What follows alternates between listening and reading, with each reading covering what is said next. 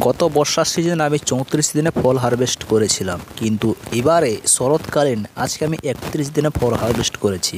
এখানে যে বালতিতে রয়েছে এই ফলগুলো দেখতে পাচ্ছেন, এটি 5.5 কিলো ফল রয়েছে, 5.5 কিলো শসা রয়েছে এবং কালারটা দেখতেই পাচ্ছেন খুব সুন্দর কালার রয়েছে। এক একটা সাইজও খুব ভালো, এক একটা 250 গ্রাম করে হয়ে যাবে। 165 170-এর কাছাকাছিও হয়ে 270-এর কাছাকাছিও হয়ে যাবে। আর সর্বনিম্ন এখানে 200 গ্রাম কিন্তু রয়েছে।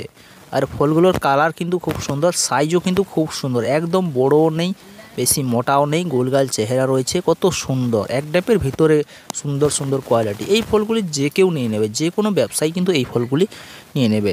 তাই আমি আপনাদের বলে থাকি আপনারা ভালো ফলের বীজ কিনবেন। আর এই ফলটি কিন্তু আগে হয়েছিল, তাই এটি একটি হলুদ হয়ে গেছে, লালচে হয়ে গেছে।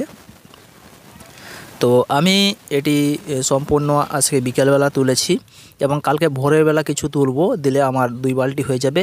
প্রায় 10 কিলো মতো কালকে নিয়ে মার্কেটে যাব। শুনছিলাম মার্কেটে নাকি 35 টাকা করে 30-35 টাকা রেট রয়েছে। তো আমি আরেকটা বিষয় আপনাদের দেখিয়ে দিই। আমি একটি ওষুধ আমি আপনাদের দেখাচ্ছি। এটি হচ্ছে ম্যাটাডোর। এই ম্যাটাডোরটা কী কাজ করবে, এটা আমরা গতকালকে সকালবেলা স্প্রে করেছিলাম। কী কারণে জানেন তো? প্রচণ্ড পরিমাণে লেদা পোকা ছিল। আমি আপনাদের ছবিটি দেখাচ্ছি। এই ছবিটি দেখতে পাচ্ছেন, প্রচুর পরিমাণে লেদা পোকা ছিল। আমি একটি ফুলও আপনাদের নিয়ে দেখাচ্ছি। এর মধ্যে রয়েছে ল্যামড়া সাইটোথিন 4.9% রয়েছে এবং এই যে ল্যামড়া সাইটোথিন এটি কিন্তু সবচেয়ে ভালো লেদা পোকা গুঁড়ি পোকার জন্য। যদি আপনাদের ধান জমিতেও লেদা পোকা যদি লেগে থাকে কিংবা ছোট গুঁড়ি পোকা, যেটাকে চুঙ্গি পোকা আমরা বলি, ছোট লেদা পোকাটাকে ছোটোগুলোকে আমরা চুঙ্গি পোকা বলি, তো এটি মারার জন্য আপনাদের এই ল্যামড়া ল্যাক্টোসাইটিন আপনারা ব্যবহার করতে পারেন। খুব ভালো কাজ রয়েছে, একদম মারার সঙ্গে সঙ্গে কিন্তু মরে যাবে। আর আমি এখন আপনাদের জমির দিকে দেখাচ্ছি এই অবস্থা রয়েছে আমাদের জমিতে, তবেই আপনারা বুঝতে পারবেন যে জমিনে কী অবস্থা।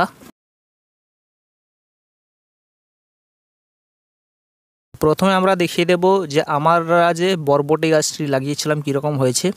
আমি দোকানদারকে বলেছিলাম এখানে বিমের গাছ দিতে, ও শালা বরবটি গাছ দিয়ে দিয়েছে। আর বরবটি কাজের জন্য কিন্তু এখনও পর্যন্ত ফল আসেনি। যদি এটা বিমের গাছ হতো তবে কিন্তু 1 ফুটেই ফল এসে যেত। আর লেদা পোকা দেখে কীরকম খেয়েছে, তাই আমি কিন্তু এলে আমরা সাইড 3টা মারতে উদ্যোগী হলাম। এর ফলে কিন্তু প্রচণ্ড লেদা পোকা কিন্তু মরেও পড়ে গেছে। আর যে লাইনটি দেখতে পাচ্ছেন ধারের লাইনটির পুরো কিন্তু বরবটি দিয়ে দিয়েছি। আমি এক বলেছি আর দোকানদার আরেক দিয়েছে। প্রচণ্ডভাবে লতিয়েছে। এটা কালকে আমি ভেড়া করে দিব, কালকে মার্কেট থেকে ঘুরে আসবো। আর এই যে প্রথমে লাইনটি দেখতে পাচ্ছেন লাস্টে লাগানো হয়েছিল, অনেক গাছ মারা গেছে। তারপরে 3টা লাইনের পরে কিংবা 2টো লাইনের পরে কিন্তু ভালো গাছ দাঁড়িয়েছে। তো বাড়ির দিকে যাওয়া যাক, দিলে আপনারা বুঝতে পারবেন যে কী অবস্থা রয়েছে। আর এটি হচ্ছে আমাদের আবাস যোজনার বাড়ি পেয়েছি আমরা, চলছে। এটা কমপ্লিট হয়ে যেত, শুধু আমার অপারেশনটা ছিল বলে আমি এখন কমপ্লিট করতে পারিনি। আর এটি হচ্ছে আমাদের হিরো, আমার হিরো, এটা হিরো সুপার স্প্লেন্ডার। তো এর কিস্তি কমপ্লিট হয়ে যাবে আর কয়েকটা মাসের ভিতরে।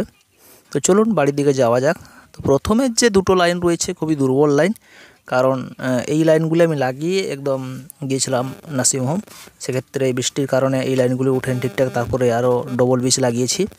তারপরে যে লাইনগুলি খুব ভালো হয়েছে। এদিকে আমার টোটাল এর আগের লাইন ছিল 18টা, কিন্তু এবার যেহেতু লম্বালম্বি লাগিয়েছি আর দূরে দূরে লাগিয়েছি, মানে দূর ভিত্তিক আমরা লাইনগুলি করেছি, যার জন্য আমার 12টা লাইন হয়েছে। তো আমি শুধুমাত্র বর্ষার সিজনটা এইরকম বড় লাইন করব, বাকি আর যে 2টো সিজন যেটা শীতকাল এবং গ্রীষ্মকাল সেটাই ছোট ছোট লাইন করব। এরপর আমরা লাইনটা ভেঙে দিব। আর বর্তমানে গাছের কালার দেখতে পাচ্ছেন, হিসাব অনুযায়ী আমি যেটা ভেবেছিলাম হয়তো ঠিকঠাক গাছ লম্বা হবে না, কিন্তু অবশেষে গাছ খুব ভালোই লম্বা হয়েছে। এবং এর আগে আমি কোনো ফুলের ওষুধ মারিনি, আজকেই এই প্রথম ফুলের ওষুধ ব্যবহার করলাম। তারপরে কিন্তু ফুল খুব ভালোই এসেছে। এই আজকে প্রথম তুললাম ফল, দেখি কী রকম হতে পারে। আর শসা গাছের একটা নিয়ম হচ্ছে, যখনই আপনারা একবার ফল তুলে দেবেন তারপরে কিন্তু শসা গাছ গ্রোথ করবে এবং প্রচুর পরিমাণে কিন্তু ফল জলদি বড় হবে। এটাই হচ্ছে শসা গাছের প্রকৃত নিয়ম। আর যাদের মাটি একদম ভিজা নেই তারা অবশ্যই নালা থেকে জল দিয়ে দেবেন, কিংবা আপনারা জমিতে জল দেওয়ার চেষ্টা করবেন, দিলে আপনাদের ফলটা লাল হওয়ার চান্স কম থাকবে। আর গাছের কালার দেখতে পাচ্ছেন খুব ভালো রয়েছে গাছের কাটার। আর আপনাদের যে সমস্ত পাতাগুলো বয়স্ক হয়ে গেছে, বুড়ো হয়ে গেছে এবং লালচে মরিচা হয়ে পড়ে গেছে, সেই পাতাগুলো অবশ্যই আপনারা ছেড়ে দেবেন, এতে আপনাদের রোগটা কম লাগবে। আর ভিডিওটি অবশ্যই শেয়ার করবেন। যদি চ্যানেলে নতুন হয়ে থাকেন চ্যানেলটাকে সাবস্ক্রাইব করে রাখবেন। ভালো থাকবেন, সুস্থ